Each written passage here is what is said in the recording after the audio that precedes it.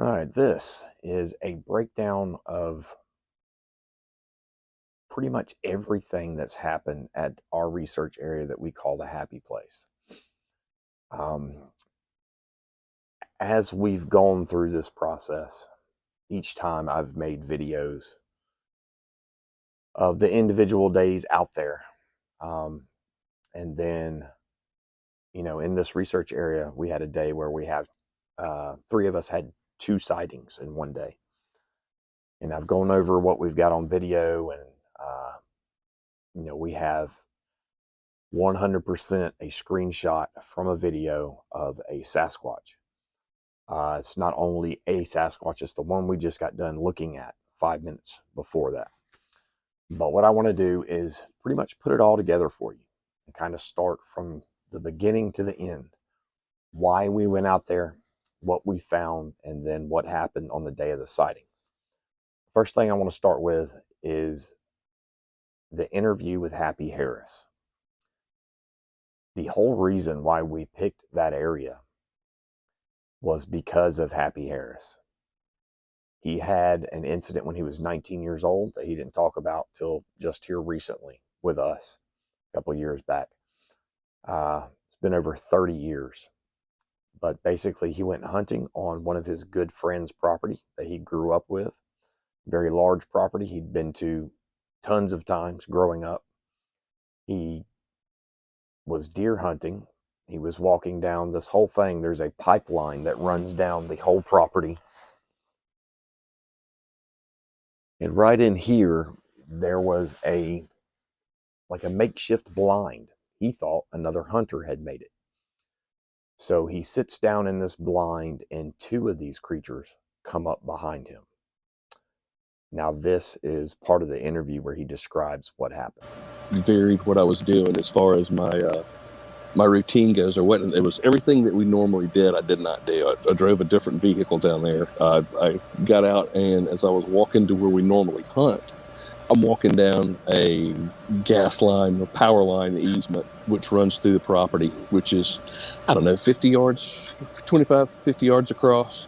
But as I'm walking down, I hadn't noticed it before, because usually it was kind of getting dark when I was going into the swamp. It looked like to the right of me, it was like a perfect blind, like a hunting blind, but it was not. It looked like it was made by kids. It was sticks and trees and stuff leaned up, but where it was sitting, you could see up and down the power line with 300 yards in either direction. It was fantastic, and I didn't realize how clear the shot was, and it was up against a pine tree. So I sat and leaned my back against a pine tree up in this blind, and I had, at the time, it was a cutting-edge turkey hood, like a wild turkey mask that was 3D, that had the leaves and stuff that blew around it. And I just camouflaged from head to toe and kept all my clothes in a garbage bag with pine leaves. Wanted to make sure I didn't smell. I was trying to shoot a big deer. And I sit down in this stand, and I'm there. I'm guessing 30 minutes or so, and from behind me, have you guys ever heard Ron Moorhead's The Sierra Sounds? You know that samurai talk? Oh, yeah. Well, it was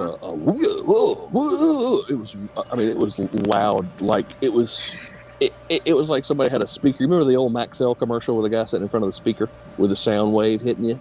Yeah. It was like, like standing in front of a bass. Yeah, standing in front of a bass speaker. That's what it was like.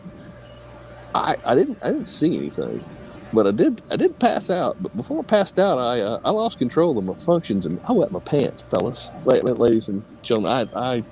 It scared me so bad that I actually locked up. To where I joke. I think they're fingernail marks in the stock of my rifle where I was sitting there and grabbed it so hard. But I have never felt anything like that before in my life. It was when the next day I was sore. All of my muscles had clenched up so hard, and I don't know what happened. I don't remember how I got back to my truck. I have no clue as to what happened at all. But I know that I was out for about 30 minutes before I even realized what was going on 30, 45 minutes before I even, came to collect my wit. So Happy never claims that these creatures picked him up and put him in his vehicle, whatever it was, 300 yards away. But that's kind of what it looks like happened. Now, even if that wasn't the case, and he just doesn't remember 30 minutes of stumbling back to his vehicle and just wakes up in the front seat, what they did to me seemed extremely territorial, which meant they probably had no plans of leaving. If they picked him up and put him in his vehicle, that shows either one, they've been there long enough to actually maybe care about Happy because you've seen him grow up out there, or they were covering their own tracks. They didn't want any trouble, which also to me meant they didn't want to leave. But it's very rare to see these creatures actually put their hands on people. You do hear stories like that, but this stuck out to me. So we got a team together, and we went out there with Happy. Captain Joe's actually got property not too far away from there. We stayed in his cabin, but me, Happy, Captain Joe, Scott DeForest, and another guy named Joey, we all went out there. And when we first got there, we got out of the vehicle, and Happy was checking that pipeline for where he thought the incident happened. He was trying to find exactly where it happened at. And if you'll look right here in the diagram, there is another road actually that runs right here. That's the pipeline.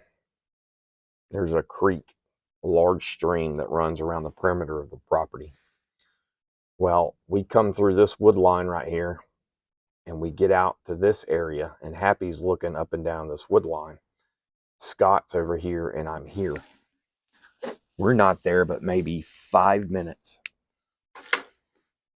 Scott yells, "I've got tracks." And then I look down, and I find a pair of tracks. And this is what we find all on that first day. We wind up finding these tracks.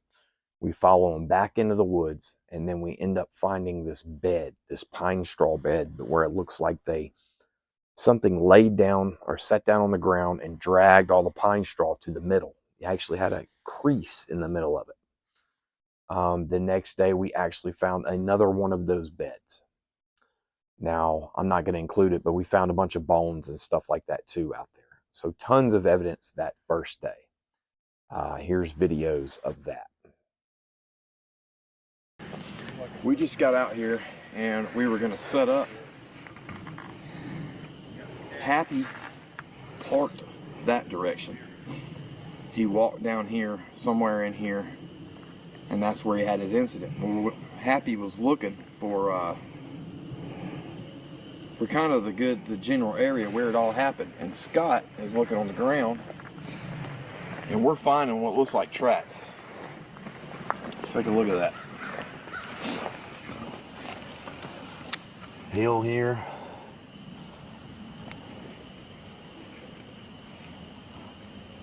Put your hand down there. Here's my hand. I don't have very big hands. I got a size, these are size 11.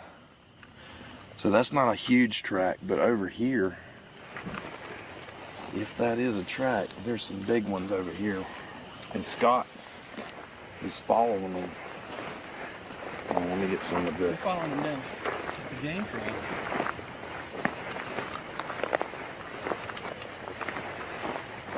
Happy hairs, man.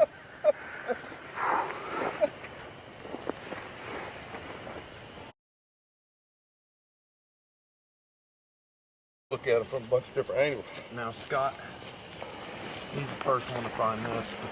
But you can see What you got right here is your heel, real light heel. The toes have dug in, so it looks like it's moving across pretty quick because it's hitting. And then if you go on up, there's another one that's turned sideways, and they'll go a few steps. They'll stop and turn, check behind them, move again. do the same thing. You follow the trail and explain as it goes. So here's that step where they're moving kind of quick, soft ground, broke in. Coming on down to this one here, where the foot is. Look at this right here, dude. Yeah, they're stopping and turning sideways and looking behind them as they cross this opening, see if anything's following them. It's pretty constant. It's a circle around there. The roots are scraped up. Right in here. And over here, I haven't made it around. And it's bare Yeah, in a circle. And it looks like something. it's in the middle of it. I've never seen anything like that. I mean, if you look all the way around, there's nothing else around here like it. No. Very interesting. I've never seen anything like that. Yeah. I've never seen anything I mean, like because this. look around and I've there's. seen a bed made like that out of reeds from a lake. Okay. Was that the one that you and Matt and found? Max and about the same thing. I think All right, so this is the second bed. It's older, but it's just like the other bed. The pine straw is moved to the middle, and then there is and that almost looks like a perfect print in the middle of it. I don't know, it's too old, but it's got the shape to it. But looks like they abandoned this one. All right, so we find everything on the first day. I left out the property owner was out there too, but we leave him completely out. He does not want to be known, especially by name or where the property is. But he was out there with us too. He was pretty amazed to find that stuff. You know, he was amazed to hear all of this. Happy had never told him, but they grew up together. So he believed it. You know, I believed him. I believed exactly what he was saying, especially after we started finding the evidence. So it gets to the end of the night.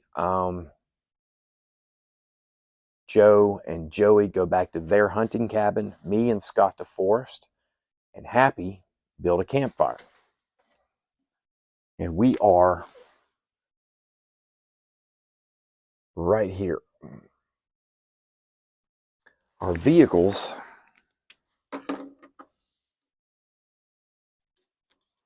are lined up right here in the pipeline. That could be one too. There are no trees over our vehicle, and that's important to know, because as we sit there, it gets dark. We actually played coyote sounds before the property owner left. So the property owner, he leaves, Captain Joe and Joey, they leave. We're sitting out there, maybe an hour later, we hear this crazy vocal, and we don't realize exactly, we think it's canine. You'll hear the yells, and then after the yells, in the actual audio that was captured, there is a which is obviously not canine. It's definitely what we believe to be Sasquatch. Some time goes by after that, and then I start hearing like a thud behind us in the wood line, and I tell the guys about it. And then shortly after I mention that, a rock hits my vehicle. It's a brand new vehicle. Now, I am extremely excited, but I'm also a little mad because it's a brand new vehicle and it's a very loud bump. Well, I have to cut out, you'll hear the rock hit my vehicle, and I have to cut the rest out because I'm using very, lots of exclamations, if you know what I mean. So that happens. Then we hear some more grunts, and all of us hear it. That's recorded. All this is recorded through a GoPro that's actually on my vehicle. That's where all this audio comes from. After we hear the grunts, I think we hear a couple other grunts and stuff. We're all still facing the fire. We're not moving around. I'm excited. I'm like, yes, I can't believe this is happening. Yes. And Happy reaches down and grabs a flashlight and turns it on for a split second. And I say, no, no, don't shine, don't shine. Well, the Sasquatch in the wood line actually respond to him turning that flashlight on. They go, very odd. So here is all the audio from that evening.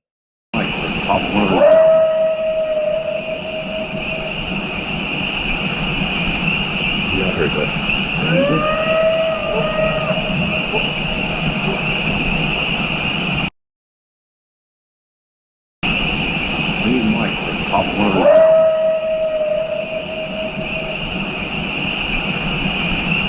Yeah, I heard that.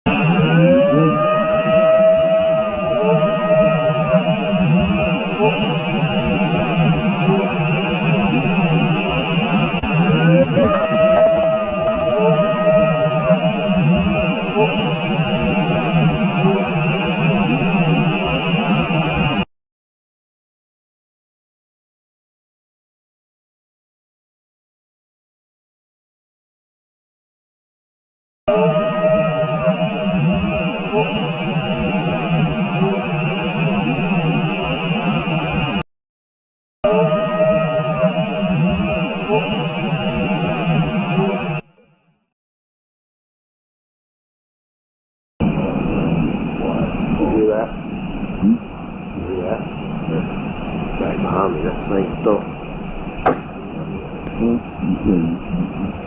keep doing things so you can react. It's entertaining.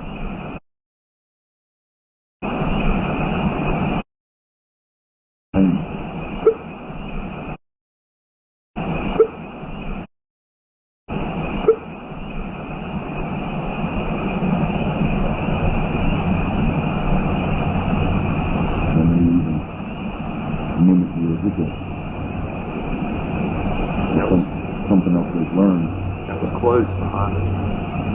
Yeah, That wasn't far off the. behind you. What?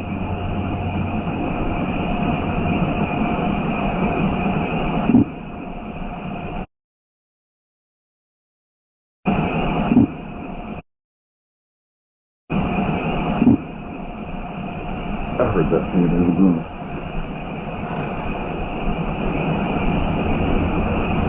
If he didn't do anything, the gunner didn't respond. That's why. Oh, son. Time for it. Go. Time for it. Go. Time for it. Go. Time for it. Go. Time for it. Go. Leave the way, bro. Thank you.